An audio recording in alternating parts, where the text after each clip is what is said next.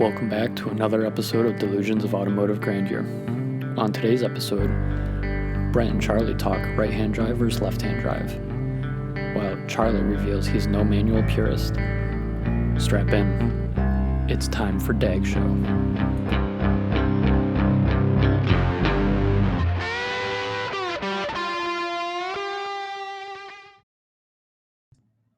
Hitting record, so... All right. Recording. So, welcome back. Another episode, another day. Yeah. Steven's not here. I don't know where he is. He's somewhere out there, probably fixing that water leak in his house. So, Water leak in the house, water leak in the Mustang. Yeah, that everywhere. Water's just leaking over there. So, he'll be back sometime soon. We'll see. We'll probably record another episode. Does this mean we should never trust him with like a wrench? Like if he do we need to send a search party out? Is there a danger of him drowning? I don't know. He has sent text messages, so okay, we know I know he's good. Yeah. It's all good. It's all good. We're here. We're staying safe, safe and busy, I would say. So we're all good. Today's episode is going to be a conversation, questioning on right-hand drive and left-hand drive, and what we think of each overall. So yeah, I'll let you start, Charlie, since I know you've driven right-hand drive overall. So go ahead. So my background is I actually have never owned a manual car. My Honda, my Jetta, and my GTI, DSG or full automatic, slush box, etc. So I've only ever really driven left-hand drive in that. I learned how to drive manual in left-hand drive, but really just never had to own a car with a manual, and I find that the dual clutch gearboxes are great. So I'm happy to drive those with my right hand in a left-hand drive car. But my partner's family is from the UK, so every now and then we get to go over, visit them, rent a car. It's how I got to go to Goodwood a few years ago. Festival of Speed, that is. They actually live 20 minutes from the Festival of Speed, Lord March's house. Yeah, I mean, it's very surreal, and honestly, I have that much more of an appreciation for driving in the UK and how enjoyable it can be, and kind of how boring our driving in States can be. But yeah, when we go over there, I rent a right-hand drive car as per the norm. Can't really specify, but obviously you're in the UK, so they're all right-hand drive. But what you can specify in the UK is manual or automatic. And the thing is, when you are there, it's so much cheaper to rent a manual car. I think it's $50 a day or more of a difference. Yeah, it's I mean, that's when we talk about the the death of the manual or whatever, over in Europe that's not a problem. People will keep driving manuals. Yeah, just here. Yeah, it's really truly just it's a local phenomena. But yeah, so it's totally commonplace to pull up hertz.co.uk or whatever and be like, I want to spec a, what do we spec a Renault with a manual and a Nissan Qashqai. I hope I said that correctly. Which is it's the Euro market name for a Rogue. Okay. But it also was the Qashqai with a diesel engine, so it was entertaining. It was oh, this is a very normal ass car and it has a diesel and like things you can't get stateside. Yep. And also right-hand drive. Um, but yeah, so I could safely say I've logged more hours driving right-hand drive manuals than left-hand drive manuals at this point, because my hours, I don't really have them over here. Yep. And for me, it wasn't. It was a little.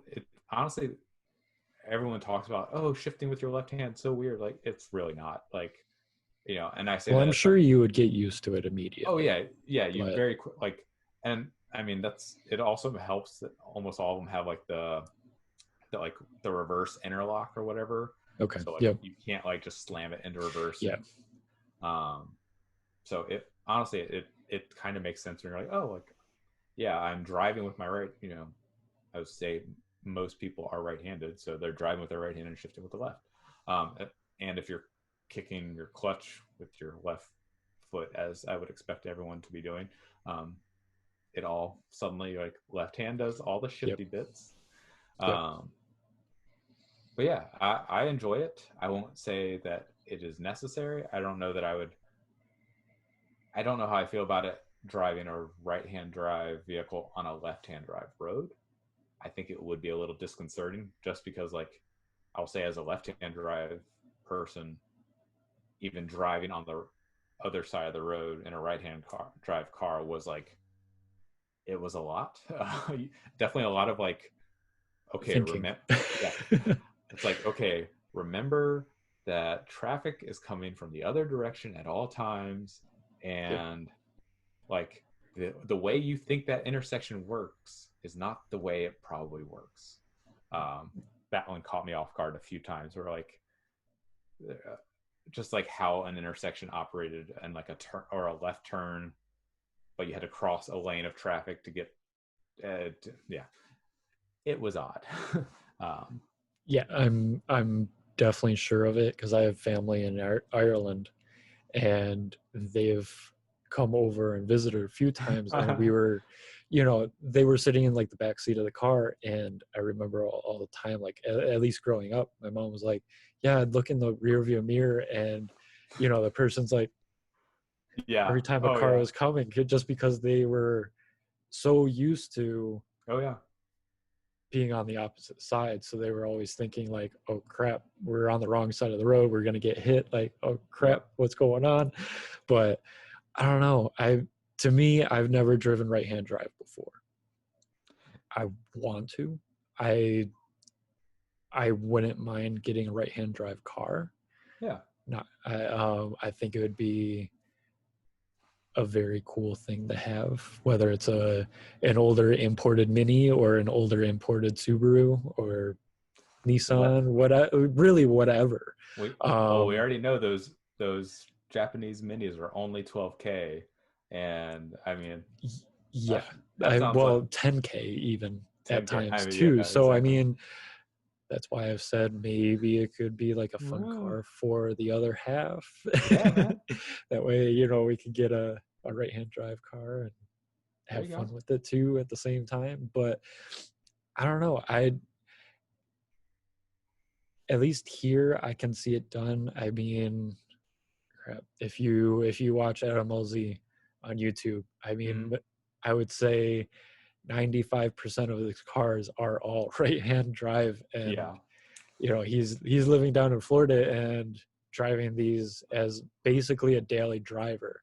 Yeah. Um, I mean, to me, I would say probably after the first day, you would just get used to it, and it's no problem afterwards. It's just that It is couple funny. hours of getting used to. Yeah, it's funny if you ever switch back and forth real quick as well. Yeah. I remember particularly we came back from the UK, and um, on my, I think it was like the next day or two, I was at, I think Crozet had their like little car show, and I was driving around the parking lot at Crozet parking lot, and I realized I was driving on the wrong side of the parking lot, and like to the point where like there was one car in I think they had come around the corner and they saw me on the wrong side, and so they passed on the other side, and they like kind of gave me a dirty look, and I was like, why would they have given me a dirt? And then like, oh, and then you oh, realized. and I remember being like, what? I was trying to dodge this other car, but at the time it made sense, and it was, yeah, I was like, let's chalk this up to just being a little on the wrong side of the road. Like that's Yep. fine. We can Yep. just we'll take that L. Yeah. Uh, I think, well, I can definitely see it if you're driving right-hand drive. yeah, Say if you went over to England for a couple weeks, you were driving there the entire time, and yeah, then you come back and having that issue. yeah, I don't know how it would be as far as, one day you're taking out the Skyline GTR, and then the next day you're getting into your Porsche 911, yeah, and then next day yeah, you're getting into a JZX 100 or something on that order. Like if you keep swapping them, I have a feeling like you're gonna do a lot better with yeah, that than yeah, say just driving one constantly. yep, Like I know I'm gonna have an issue if, well, I would say when I go over to England or Ireland, I know I'm going to have that issue initially, yeah, getting used to it. oh yeah, And I'm sure I will have that issue when I come back as well. But, maybe I can have a right-hand drive car beforehand and get some practice in too. there you go. So I don't know. Yeah, that honestly, speaking of practice, that brings up. Honestly, it was funny before those trips. I always made it a point to ask one of my coworkers who had a manual. Like he and I had talked car stuff before, and I was like, "Hey, like this is gonna sound funny, but could I like go for a spin? Like, could I tool around in your car, like, and just remind myself how to drive a manual because it's been like I think It's been a before, while. yeah, it's every you get rusty and like Yep. you only need like a parking lot or like 2 blocks around, to like shake the cobwebs and be like, okay, one, Yep. two, three, got it. Like I can go and like, I mean, honestly, even if I practice that, like I got to the parking lot of the rental place and like still was like, oh, and like bucking and like, I'm totally stalled out once or twice or 4 times or more. But it was like It, it was, it it happens. It oh happens to yeah, all of us. And I mean, I've got yeah, stories on it was, this, and there's going to be a follow-up question right after you're done too. yeah, but So yeah, it was. I've told that story to a few friends, and they're like, "Oh yeah, that's like the same shit you get when you get in someone else's car with a manual. Like yep. every one of them is different, and you're just learning it." Everyone is a little bit different. You got the Yeah, clutch position. It's going to be different on every single car. So yep. um, Just got to feel it out. I guess my question is going to be, what's the first car that you've driven that was manual? Ooh, first manual that I drove. Or what was the first one that you learned on? The manual that I learned on, which was the first one I drove, was my babysitter's husband's. What was it? It was I want to say it was like an old box Chevy. Okay. It was like, I think it was her dad's, and then I think he passed away, and it went to her husband. Keep it in the family, whatever. Yep. So I want to say it was like his. Yeah, I want to say it was his old box Chevy, which like now that I look back on, I'm like, that's kind of fucking cool. Like that's a good, like I have been I now like now that I've like been into cars long enough, I'm like, it's kind of a fucking cool truck. Like, damn it. I agree. I But definitely agree on that one. what what was your first one? I would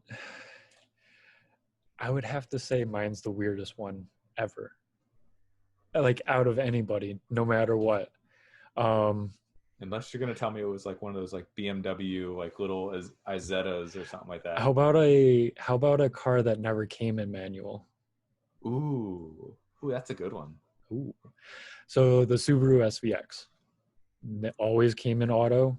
Oh yeah, Some people did some there was some 5-speed swaps going around, 6-speed swaps from the STI and WRX and yep, so on.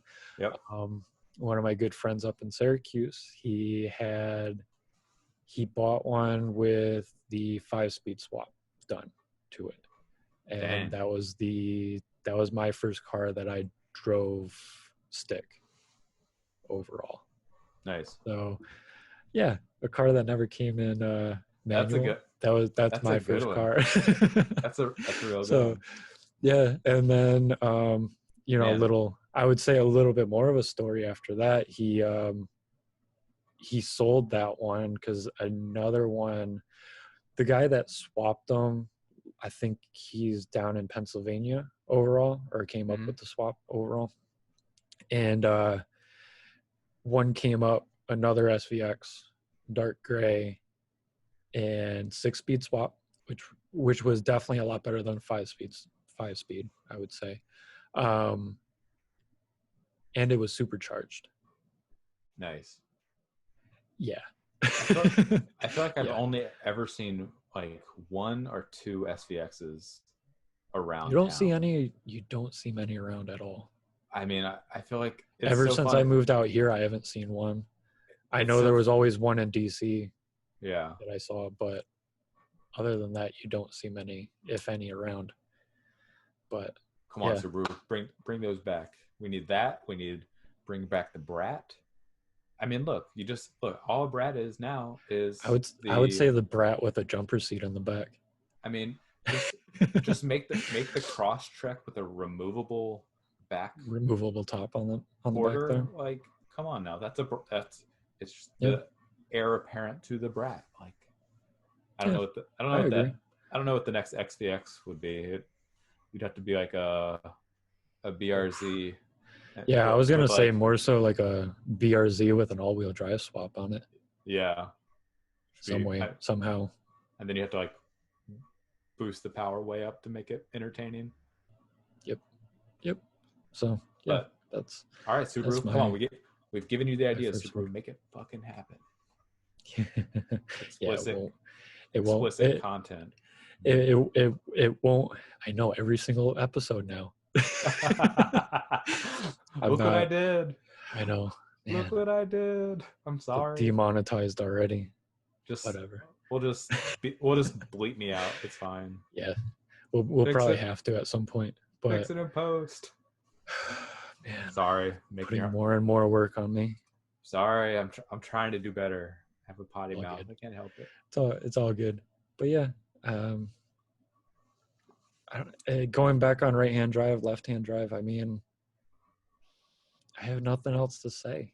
Yeah, I think it would be awesome to have one here. I mean, you've got Andrew's Gloria back in Charlottesville, and yeah, I mean, why not? Oh yeah, I mean, like, I think it's definitely to be experienced. I think everyone should, like, if anything, like, again, if you're ever overseas and like in one of the countries, Japan or UK or Australia or whatever, hit them up, get a rental and try it out. It's really nice because you can just, like, again, if it's a rental, you can you don't really care. No cars. Was it nothing's faster than a rental? But yeah, check it out. Worth a shot. Go experience it for sure. Yeah, I definitely agree, and definitely will be at some point soon. I would say after travel restrictions go, and traveling is back to being somewhat safe, I would say. So yeah, I would say that's another episode. So yeah, thanks for tuning in again, and keep a lookout on YouTube, Spotify, iTunes, wherever you listen to this on, and we'll be having more episodes coming up soon. So thanks.